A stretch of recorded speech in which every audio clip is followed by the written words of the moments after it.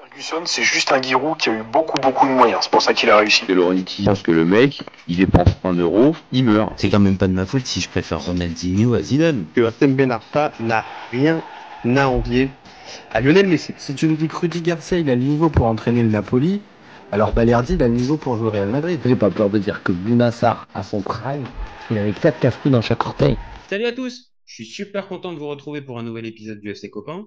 Alors, pour m'accompagner aujourd'hui, je suis avec Valentin. Salut mon copain. Salut tout le monde. Alors, aujourd'hui, on va parler un peu de Bundesliga. C'est assez rare qu'on en parle sur la chaîne, mais c'est un peu tant mieux. Et on va parler plus précisément du Bayer Leverkusen. Vous commencez maintenant à connaître le principe du live. Deux chroniqueurs s'affrontent pour répondre à la question suivante. Est-ce que le Bayer Leverkusen est le principal concurrent du Bayern Munich cette saison? Je vais défendre la théorie du non, pendant que Valentin, lui, défendra la théorie du oui. On est toujours OK? On est OK. Allez, c'est parti. Je te lance le chrono. C'est parti pour toi. Alors, Leverkusen qui avait déjà montré des signes très positifs la saison passée en terminant sixième de Bundesliga. Donc, on l'a venu à arriver, on va dire, cette qualité de cet effectif avec, voilà, comme tête pensante Xabi Alonso, avec un football très offensif. On l'a vu, 23 buts inscrits déjà cette saison. C'est autant que le Bayern Munich. D'ailleurs, si la question, si je me réfère à la question, est-il le principal concurrent du Bayern? Évidemment, il s'agirait aussi de comparer les deux équipes. Et on avait vu un match où ils se sont quittés dos à dos de partout, avec toujours le même schéma d'ailleurs, 3-4-2-1, qui fonctionne très très bien, des pistons très offensifs. On avait vu aussi Frimpong contre Cologne inscrire son deuxième but de la saison. Donc tous les éléments sont vraiment valorisés dans cet effectif, où je trouve que déjà, au niveau de la défense, il y avait énormément de... On a toujours connu les Leverkusen ces dernières années avec une fébrilité défensive, un manque de confiance. Et c'est vrai que là, cette saison, on a l'impression qu'avec Xabi Alonso, il y a une sérénité qui s'est mise en place dans le vestiaire. Et donc, si la défense va mieux, on va dire que tout le reste de l'équipe, c'est la même chose. Et en exemple offensif, c'est Boniface qui a marqué son septième but de la saison, si je ne dis pas de bêtises, contre Cologne ce week-end. Voilà, qui est un monstre sur le terrain dès qu'il prend le ballon, dès qu'il accélère, techniquement aussi. Donc là, en plus, on découvre vraiment des joueurs qui sont très très intéressants. Avec aussi Grimaldo, j'ai parlé de Frimpong, mais Grimaldo, c'est aussi dans le même registre que Frimpong, c'est aussi très très intéressant. Et donc, premier de Bundesliga, je vois pas comment ils peuvent être freinés dans cette lancée. Même en Ligue Europa, ça a l'air d'être très très intéressant. Alors, le seul petit truc que je pourrais relever, c'est que l'année dernière, Dortmund devait gagner la Bundesliga et Bayern, ils arrivent toujours à revenir même dans les derniers instants. Donc, Leverkusen pourrait connaître aussi ça. OK, OK. Bah écoute, je partage une partie de tes arguments, mais tu vas voir que même si j'aime bien Leverkusen, pour moi, c'est pas eux, c'est pas eux les vrais concurrents. Donc, je vais avoir du mal à te contredire sur le niveau que tu as décrit de Leverkusen, que ce soit l'arrivée de Xabi Alonso depuis quasiment un an maintenant. On voit bien, tu as raison, la progression, elle est évidente. Et là, moi, j'ai même dans les stats que j'ai pris aussi, il y a meilleure attaque, meilleure défense. Bon, ça te pose quand même, le niveau qu'affiche Leverkusen et le match nul de partout. Tu as raison, ça pourrait aller là-dedans. Mais à mes yeux, le vrai concurrent cette année, c'est Leipzig. Alors, c'est un avis perso, mais je pense qu'on va pouvoir en parler. Mais à mes yeux, l'effectif est meilleur. Je le trouve plus costaud du côté de Leipzig. Et je trouve que dans cette équipe-là, il y a encore une marge de progression assez, assez importante et assez évidente qui, au mois d'octobre, n'est pas encore évidente. Et je pense qu'au cours de la saison, ça va s'améliorer. Tu as parlé tout à l'heure des coupes européennes. Je pense que les coupes européennes, elles vont jouer aussi un rôle. Leverkusen peut vraiment jouer je ne vais pas aller dire forcément aller au bout, mais peut aller très très loin en coupe d'Europe, ce qui ne sera pas le cas de Leipzig. Je pense que malgré leur qualité évidente, ils vont s'arrêter en huitième ou en quart comme d'habitude. Et dans le sprint final, ça peut avoir un vrai avantage. Autre point dont on parle très rarement, surtout en France, c'est le niveau du coach. Alors évidemment, il n'a pas la hype de Xabi Alonso, mais Marco Rose, ça reste un très bon entraîneur, un très bon tacticien, qui n'a pas eu le succès escompté quand il est passé à Dortmund, mais je pense qu'il n'était pas fait pour. Et là, il est dans un club où il sait comment ça fonctionne, il sait comment faire progresser des joueurs. Et quand je vois des Openda, des Simons, des Lukeba, des Sesco, des Carvalho, je sais que je dépasse un tout petit peu, je pense qu'il a vraiment moyen de pouvoir les faire progresser. Et même si, évidemment, je défends la théorie que c'est Leipzig le premier concurrent, il ne faudrait pas non plus sous-estimer Dortmund, qui est quand même qui est, on va dire là, toujours présent après 8 journées. Et dernier, mais vraiment, c'est pour pour la vanne, attention au Stuttgart de Serhou Guirassy, qui est en train d'exploser tous les records et à voir si ça peut pas aller plus loin. Mais plus sérieusement, pour moi, c'est Leipzig qui est le vrai concurrent, même si je considère que Leverkusen sera dans le top 3, assurément. Voilà pour Je moi. trouve que cette question, elle est plutôt bien posée parce qu'au final, je trouve que même si on est qu'en octobre, bon, c'est assez significatif dans l'avancée de la saison, mais à ce moment-là pour avoir des jugements, mais je trouve qu'il y a quand même pas mal d'équipes qui sortent du lot en Bundesliga. Et c'est comme ça qu'on arrive à déterminer l'attractivité d'un championnat. Et c'est Ah pour bah ça là, que cette année, oui. La Serie A, pourquoi il n'y avait plus d'attractivité? Parce que c'était la Juve qui prenait le dessus. Le Bayern, c'est encore le cas, on va dire, en Bundesliga, hein. Ça fait 10 ans. Ah Plus de bah 10 10 ans. ans, Et et c'est vrai que puis ils sont champions en on titre, commence hein. à regarder un championnat quand on voit des équipes intéressantes. Et tu as raison de le dire sur Leipzig. Déjà, Simons qui fait un début de saison tonitruant. Openda qui remplit bien le job par rapport à pourquoi on l'a recruté. Et puis, tu as parlé de Guirassy à Stuttgart qui a mis 13 buts en 7 matchs. De manière générale, c'est vrai que voilà, la question elle se pose bien parce qu'il y a plusieurs concurrents. Mais c'est vrai que pour aller du niveau du. Même le Bayern, qui quand même a pas mal de difficultés les 3 dernières années depuis qu'ils ont gagné avec des champions, sur, Mhm. on va dire, leur rythme régulier, leur rythme de croisière, ils l'ont un peu Oui, perdu. C'est la le Bayern régularité, qui passe c'est leur vrai talent d'Achille pour l'instant. et là, on se pose la question parce qu'ils arrivent à lâcher des points beaucoup plus facilement qu'avant. Et Mhm. justement, Leipzig a fait 2-2 contre le Bayern et Leverkusen a fait 2-2 contre le Bayern. Donc, c'est dire aussi le fait que bah, le Bayern est prenable. Mais après, c'est toujours voilà, dans l'âme du champion. C'est dans les moments même difficiles qu'ils arrivent aussi à relever la tête. Ah Mais bah, c'est vrai que c'est là où aussi où le Bayern est très très fort et exerce, on va dire, une pression limite constante sur tous ses adversaires. Et on l'a bien vu l'année dernière, tu en as parlé un tout petit peu dans le final avec Dortmund qui doit normalement récupérer le titre. Et puis, bah, je sais pas, la pression. Je dis pas qu'ils avaient forcément le Bayern en tête au moment où ils ont joué leur dernier match, mais peut-être la pression d'aller au bout et de enfin mettre fin à l'hégémonie du Bayern. Peut-être que ça leur a coupé les jambes ou ça les a fait vriller. Là où je te rejoins, par contre, c'est que la qualité de jeu, elle est évidente. Pour l'instant, le meilleur fond de jeu de Bundesliga, c'est Leverkusen.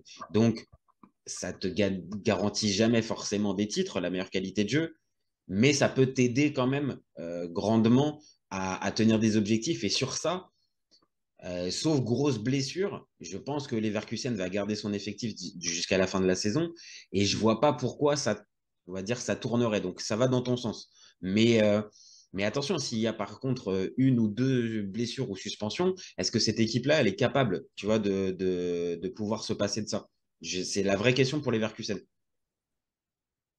moi, je pense il y a quand même. En plus, tu parlais de la Ligue Europa tout à l'heure par Mhm. rapport à.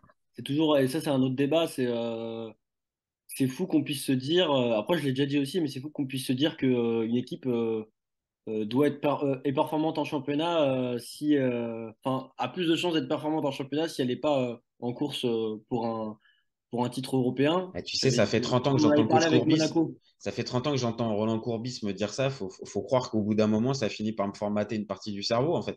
C'est ça. Parce qu'en fait, il y a une part de vérité, mais d'un côté, en fait, c'est juste sur la profondeur de l'effectif. Après, je t'avoue que là, on parle de Leverkusen. Je suis pas allé chercher assez en profondeur pour savoir si ils ont une profondeur de banc suffisante. Il y aura toujours des imprévus avec des blessés parce que c'est ce qui fait une saison pour une équipe de foot. Euh, mais je pense que Xabi Alonso, c'est quand même un entraîneur qui sait se réinventer. Et quand, par exemple, Moussa Diaby, bah, qui avait le même rôle globalement que les latéraux qu'on voit, les pistons qu'on voit cette saison, bah, il a toujours cette manière de recycler, en fait. Après, à voir si sur le banc, il y a des joueurs aussi qui sont Ah, c'est capables ce que je de. suis en train un petit peu de regarder quand tu fais un peu l'étude de l'effectif. Tu as quand même, bah, après, c'est pas Leverkusen, c'est pas une exception. C'est-à-dire que tu as t'as des joueurs phares et tu as des joueurs importants qui seront plus difficilement remplaçables. Et dans la qualité de l'effectif, je te dis, il y a des postes où, pour moi, je suis un petit peu inquiet. Par exemple, dans les postes offensifs, tu parlais tout à l'heure de Boniface.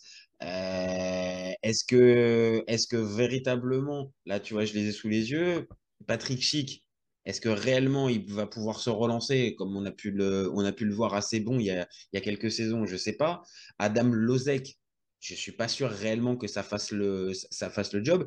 Et tu le sais comme moi, un Boniface, s'il vient se faire juste 2 mois de blessure, ça peut casser complètement, on va dire, le schéma. Et tu as raison, c'est pas qu'une histoire de concurrence, mais là, on parle du Bayern Munich en face. Et Bayern Munich en face, en termes d'effectifs, tu as quasiment 2 équipes. Donc, on peut pas le mettre de côté si on prend on part du principe que Leverkusen joue le titre en Bundesliga. Tu vois? Hmm. Après, c'est cette insouciance et cette pression en moins qui fait qui peut jouer aussi. Tu vois? Ça, ouais, ça, je suis d'accord. Et, et pour le coup, après, des équipes, même dans les autres championnats, qui font des débuts tonitruants et qui sont premiers, on en a vu plein qui se sont cassés les dents à un moment donné parce qu'ils n'ont pas l'expérience de la longévité. Donc, moi, c'est comme avec Arsenal, on avait eu Mhm. le même débat. Parce que Arsenal est le principal concurrent. Où est-ce qu'ils vont chatouiller le City? D'ailleurs, j'avais dit Ah bah City écoute, aujourd'hui. t'as J'ai deux. pensé à toi. Ah ouais, bah Hein. non, Après, mais j'y ai pensé aussi hier avec d'Arsenal. Ça donne du poids à ce que tu disais que sur le niveau réel d'Arsenal et sur la concurrence qui est l'écart entre les deux. Donc non, t'avais raison sur ce coup-là. après en fait, c'est dur le foot parce que ces débats-là, en général, c'est de la prédiction aussi, en s'appuyant sur ce qui a été fait, sur ce qui est fait. Oui, mais avec une Donc, sensibilité, on le rappelle à chaque fois, c'est-à-dire avec notre sensibilité, les éléments qu'on a maintenant. Et bien sûr, personne n'a de boule de cristal et peut prédire l'avenir. ouais. C'est juste une sorte de sensibilité qu'on donne. Mais voilà, pour répondre à cette question, c'est que ouais, il y a plusieurs concurrents, mais en tout cas, quand tu vois le classement au niveau comptable, au niveau des stats, des buts inscrits, différence de buts, même le fait ça c'est significatif pour les Leverkusen d'encaisser que 6 buts Mhm. cette saison, de mettre des gros scores, des 4-0, des 3-0, ça Et avec montre des matchs vraiment maîtrisés. Parce que pour le coup, quand des tu les matchs vois maîtrisés. Il y a jouer, pas de... En fait, j'ai rarement, non, moi, quand j'ai vu les résultats, j'ai quand même rarement vu, ou en tout cas pas mhm. vu de matchs où les Leverkusen faisaient des 3-2, peut-être qu'il y en a, hein, mais Ah non, non, c'était mais assez c'est même rare. au-delà du score. C'est-à-dire que ça soit, je suis très honnête, je regarde pas tous les matchs de Leverkusen en entier, mais que ça soit quand tu les regardes en cours de match, que tu regardes les résumés ou que tu regardes juste la feuille de stats pure, basique, tu te rends compte à chaque fois que l'équipe, elle a maîtrisé, la possession du ballon, les plus grosses occasions, et on va dire, elle maîtrise l'étendue du match. Et ça, c'est vrai, ça va dans ton sens. Ça montre une certaine maturité pour une équipe on va dire, qui a encore peut-être une marge de progression derrière, mais qui affiche déjà un niveau, même si moi je défends Leipzig. Pour l'instant, Leipzig n'a pas ce niveau-là. Ils sont capables, là, la semaine dernière, enfin, dimanche, ce week-end, de faire un nul pénible contre Bochum à domicile. Alors que oui, on voit bien les Leverkusen est pour l'instant à l'abri de ce genre de truc. Ils arrivent à pas rouler sur tout le monde, mais quasiment. Et dès que tu leur mets de l'opposition type Bayern, eh ben, ils font jeu égal. Donc ça, c'est vrai que c'est fort. Et c'est surtout que moi, ils ont surtout cette capacité à être très flexibles dans leur tactique, où en fait, Mhm, ils sont aussi bons. Voilà, c'est ce qu'on voit hein, avec la nouvelle génération d'entraîneurs, le gain pressing, mhm. la perte du ballon, la récupération rapide à la perte du ballon pour exploiter un maximum les espaces des adversaires. Et eux, ils l'ont fait à merveille. J'ai revu le résumé tout à l'heure de Leverkusen-Cologne. Mhm. Et même en transition, en contre-attaque, en partant de leur propre camp, mais qui sont assez adaptables tactiquement. Et ça, c'est plutôt bien parce que quand une équipe a, on va dire, une étiquette sur le front en disant oh, ça c'est une équipe de contre-attaque ou ça c'est une équipe de possession, c'est plus facile à anticiper pour les adversaires, mais eux en fait ils s'adaptent en fait tactiquement et c'est ça qui est fort en fait chez Xabi Alonso, je trouve. Ah bah mine de rien, enfin, cette équipe-là porte la griffe de Xabi Alonso. Ça se sent, on va dire, comme on l'a dit, dans la progression depuis un an maintenant. Mais voilà, tu la vois jouer.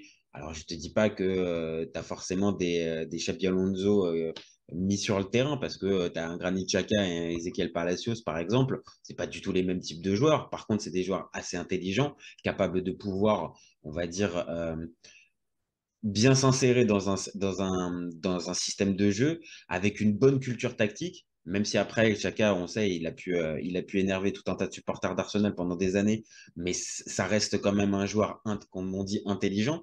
Et dans ce système de jeu, bah, mine de rien, Xhaka, oui, ça fait partie des vraies bonnes recrues.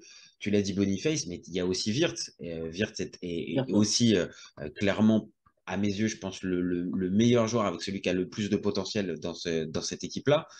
Il avait été blessé, il s'était fait les croisés, il avait mis du temps à revenir assez logiquement. Là, tu sens qu'il est vraiment en revenu vraiment à 100%.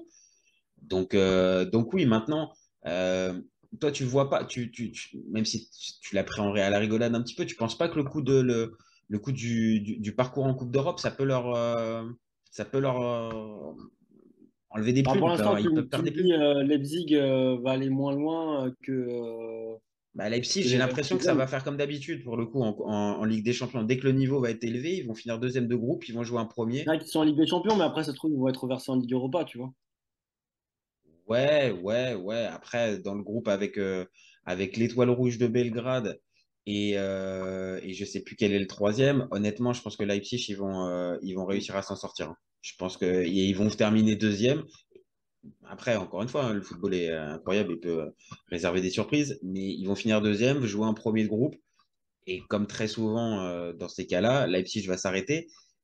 Et comme je dis, si tu as toute la deuxième partie de saison avec Leipzig qui ne joue plus que la Bundesliga et que tu as les Leverkusen en Coupe d'Europe, je pense que ça peut avoir. Oui, ça peut avoir un impact. Ça peut avoir un impact. Je te l'accorde. Et dernier point ça nous permettra de conclure. Dortmund, bon, on en a juste parlé un poil, mais c'est pas une option sûre pour toi? Non, parce que depuis le début de la saison, ils sont pas rassurants. On avait vu aussi le match contre le PSG où c'était une défense, c'était du beurre. Le Mhm. PSG n'était pas rassurant sur ce match-là, je trouve, hein, même si on était enthousiaste. Mais c'est vrai que de manière générale, c'est plus Dortmund qui a facilité les Parisiens que l'inverse. En tout cas, c'est sur le match que j'avais vu. Après, Et puis, je vois sinon, pas tous les après, sur matchs les de. derniers matchs, Mhm. Ouais. Dortmund a relevé la barre. Bon, il y a eu C'est ce que le j'allais te match nul dire. C'est ce que contre j'allais te Milan. dire. Il y a eu le match nul contre Milan, mais ça, c'est plutôt un beau résultat. Euh, mais globalement, oui, sur les derniers matchs là, de Bundes, ils se sont bien rattrapés. On Et peut décider mathématiquement, de ils sont monter pas en loin, hein. puissance. Bah oui, ils sont à 2 points du leader. De toute façon, au classement, le Leverkusen est à 19 points, le Bayern à 17 comme Dortmund, je crois. Mhm. Donc c'est assez serré, quoi. Mais c'est vrai que sur le jeu produit et sur les éléments où on peut se rassurer le plus, je trouve que Leverkusen, parce qu'il y a une intelligence collective en fait qui se dégage.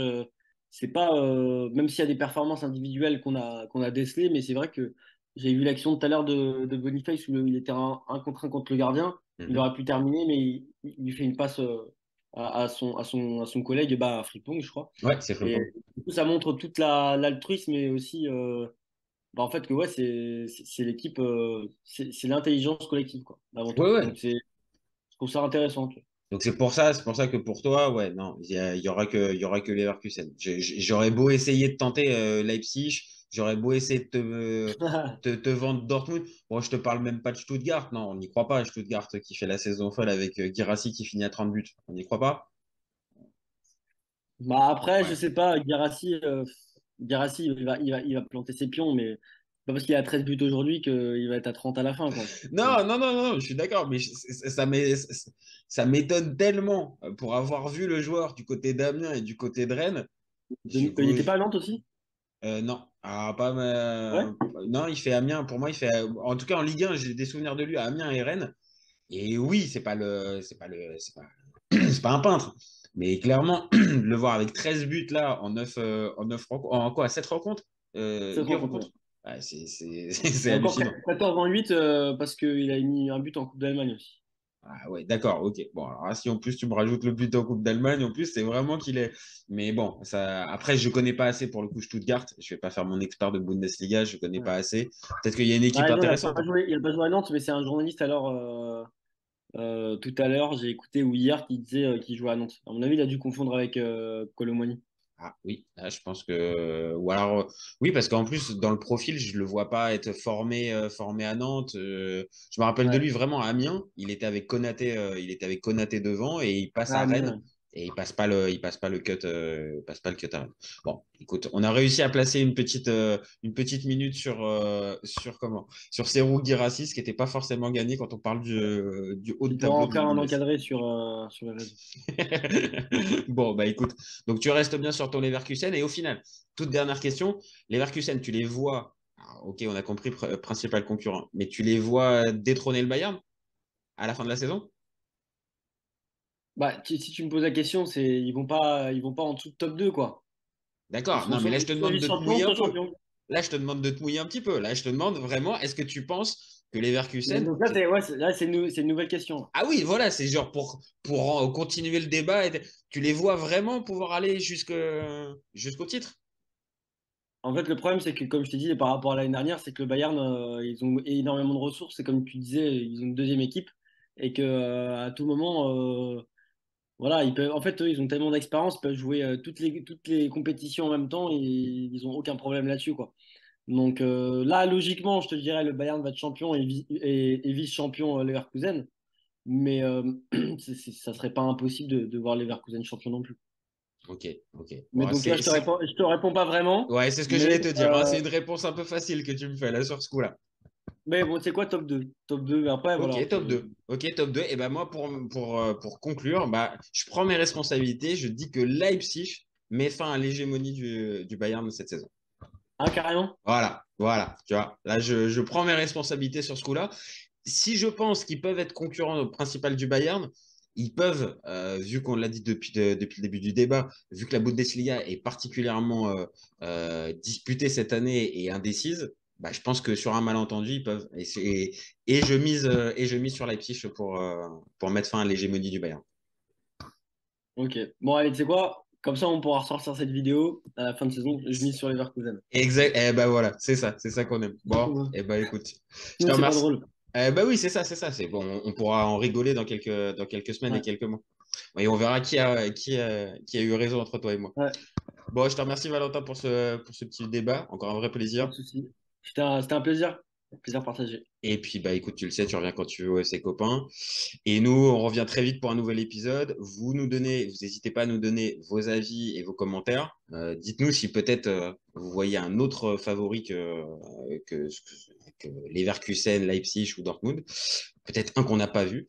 Et vous gardez en tête qu'on est ouvert toute l'année. Ciao les copains. Ciao. Ciao. Cet été, il y avait encore des mecs pour dire que Mourinho, c'était l'entraîneur parfait pour le PSG. Pour moi, Giroud est un meilleur neuf que Benzema. J'ai pas peur de dire que Bounassar, à son prime, il avait 4 cafous dans chaque orteil. Marquinhos, capitaine du PSG. Non mais arrête, il a le charisme d'une nuit. Avec un joueur comme Nainggolan, la Belgique sortait la France en 2018. Le débat qui est le meilleur entre Messi et Maradona, alors qu'on sait tous que le meilleur 10 argentin c'est Riquelme. Mais il faut arrêter avec Payet, c'est un grand Je joueur. rappelle Léao, du Milan AC est une immense fraude. Entre un choc de Ligue 1 et un choc de MLS, je regarde la MLS. Guardiola, meilleur coach de l'histoire, c'est même pas le meilleur coach de l'histoire du Barça. De Laurenti pense que le mec, il dépense 1 euro, il meurt. Merci pour les travaux, Kylian. Maintenant, tu peux aller au Real. Totti, pour moi, c'est un meilleur joueur qu'Alessandro Del Piero. Entre Lizarazu et Candela, je prends Candela. Elle a dit qu'il c'était pas partie des meilleurs du football. Si t'enlèves le championnat anglais, allemand, espagnol, italien, portugais, lituanien, la Ligue 1 c'est le meilleur championnat européen.